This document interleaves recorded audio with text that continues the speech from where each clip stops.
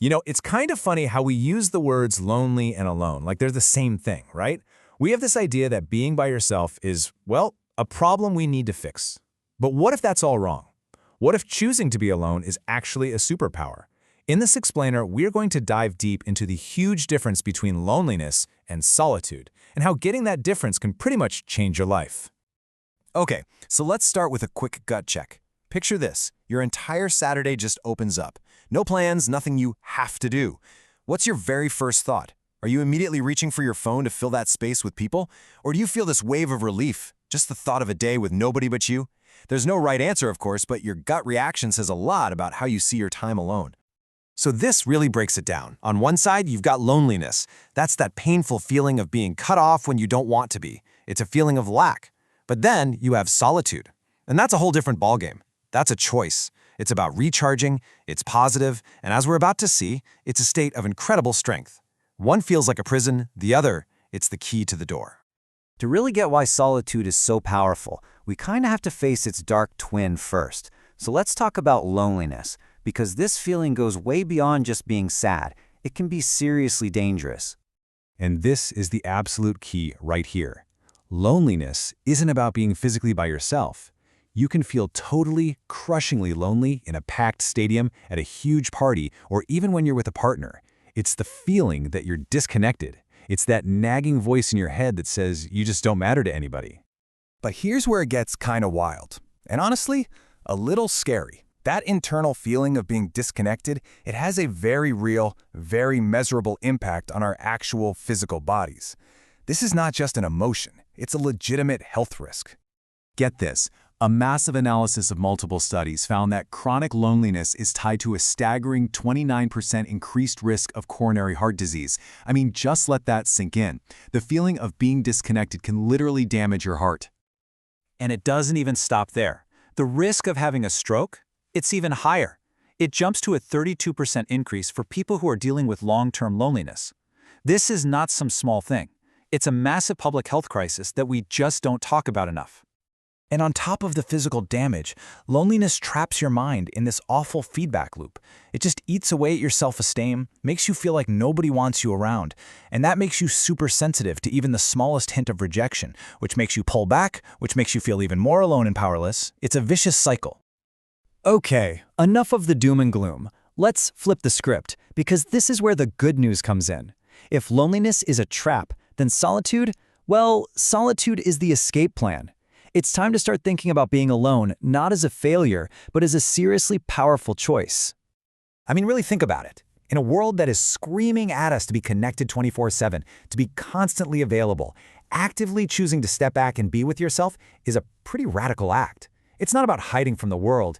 It's about actually connecting with yourself for a change. And this isn't just a nice idea. Psychology totally backs this up. People who are comfortable with solitude tend to have all these incredible strengths. We're talking strong autonomy, knowing who you are, being able to regulate your emotions, and being way more resilient to peer pressure. It's where deep focus and creativity happen. It's like an incubator for your best ideas, a space where they can grow without anyone else judging them. Okay, so it would be super simple if we could just say, loneliness bad, solitude good. End of story. But, of course, it's not that simple. As it turns out, the line between the two can get surprisingly blurry. So check this out. Researchers were studying a group of older adults in Japan, and they found something really fascinating. They saw that even for people who said they prefer being alone, that preference was sometimes linked with, feelings of loneliness. So what is going on there? How can something you choose also feel like something you hate? The answer, it turns out, is all about the why and the how. A study from the National Institutes of Health broke it down perfectly. Here's what they found. When you genuinely enjoy your alone time, it's linked to way fewer negative feelings. Makes sense. When you use that time to be productive, to learn something, to create, to really focus, that's linked to higher happiness and life satisfaction. But, and this is the big one, when your solitude comes from a compulsive need to get away, almost like you're running from something, that's actually linked to higher feelings of loneliness. So it's not just about being alone. It's about the quality and the intention behind that time. All right, so this all leads to the big question, right? The so what? Knowing the difference is great, but how do you actually do it? How do you take that painful feeling of being lonely and actively turn it into the empowering experience of solitude? I love this line. It comes from someone's personal journal, and it's just so powerful. It's not about pretending you don't feel lonely. It's about saying, okay, I feel this, I accept it, and now I'm going to choose to do something with it. It's an active decision, a mental shift that you have complete control over. And guess what? There are actual proven tools to help you do exactly that. The UK's National Health Service, for example, actually promotes this simple but really effective cognitive technique to help you challenge and flip those automatic negative thoughts you get about being alone. It's super simple. They call it the 3 C's. First, you catch it. You notice that negative thought popping up, like, I'm home alone on a Friday night. I must be a total loser. Then you check it. You put that thought on trial. Is it really 100% true? What's the evidence against it? Maybe you had a great time alone last Friday. Maybe you're exhausted and this is exactly what you need. And finally, you change it. You reframe it to something more honest and kind, like, I'm choosing to recharge tonight so I can have a great weekend. This is self-care. And hey, if you're ever not quite sure which side of the line you're on, if it's healthy solitude or just hiding out, here's a quick little self-check you can do. Ask yourself, what's my intent? Am I doing this to restore my energy, or am I hiding from something?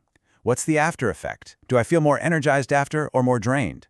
And what's the content? Am I using this time to create and learn, or am I just spinning my wheels, replaying negative thoughts? It's like a little diagnostic tool to keep your alone time healthy. So here's the bottom line. Being alone, at some point or another, that's going to happen. It's just a part of life. But being lonely, that painful disconnection, that doesn't have to be your story. It's a feeling, a perception, and you can absolutely change it. So the real question isn't if you'll be alone. It's what you're going to do with that precious, powerful time. What will you build in that space? What will you discover about yourself? That part is entirely up to you.